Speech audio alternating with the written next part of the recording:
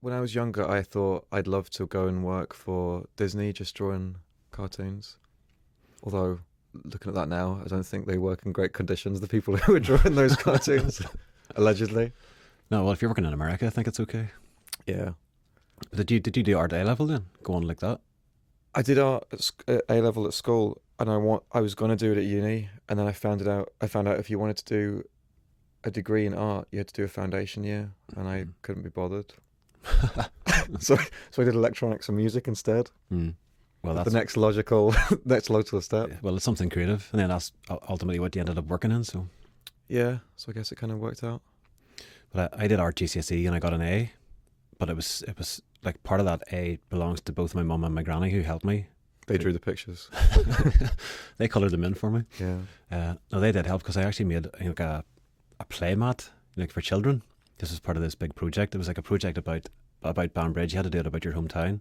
So I did this massive like child's play mat on Banbridge, and all the kind of landmarks were on this play mat, and it was like Velcro. You can take some of them off. You take the fire truck off and drive it around the road. And it was actually, I've still got it. Like, it was really well put together.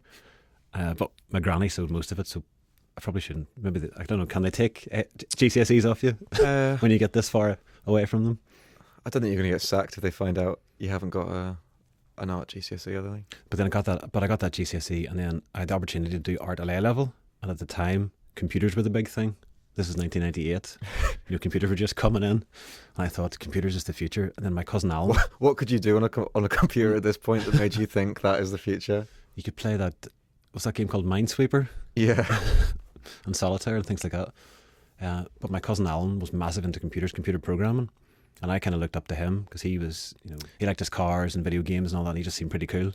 So I thought, oh, I want to be like Alan. I'll get into computers. And I wish to this day that I'd done art because I was better at it. And computers, I flunked it. Do you think you'd have ended up working in, would you think you'd be an artist now? Like painting or drawing or something? I don't know if I was good enough as a painter to make that as a career, but Didn't stop a lot of artists, I'd say. well, yeah, that's true. But computers, I failed. I got a U, ungraded. Like, I just gave up halfway through. Yeah, don't be laughing. Didn't know how to turn it on. Yeah, that was the worst period of my life when I got those bad or A level results. Because I got a C in English, which I was over the moon about, because that's the one I kind of worked a little bit towards. I got the U in computers, and I got an E in history, which is still a pass, but to me it's not technically a pass because it's an E. And I told my friend Paddy, I was complaining, saying, "Oh, I got marks. You can't even spell a word with those marks." And he said, "What about the word Q, C-U-E?" It's like, yes. And now, 20 years later, I'm a poet. Words are kind of my thing. A performance poet though, so you don't have to spell. You don't have to write it down necessarily. Well, now we've got word processors that fixes it for you. So Yeah. often. So who cares? Yeah. Word had just come in at that point in 1998.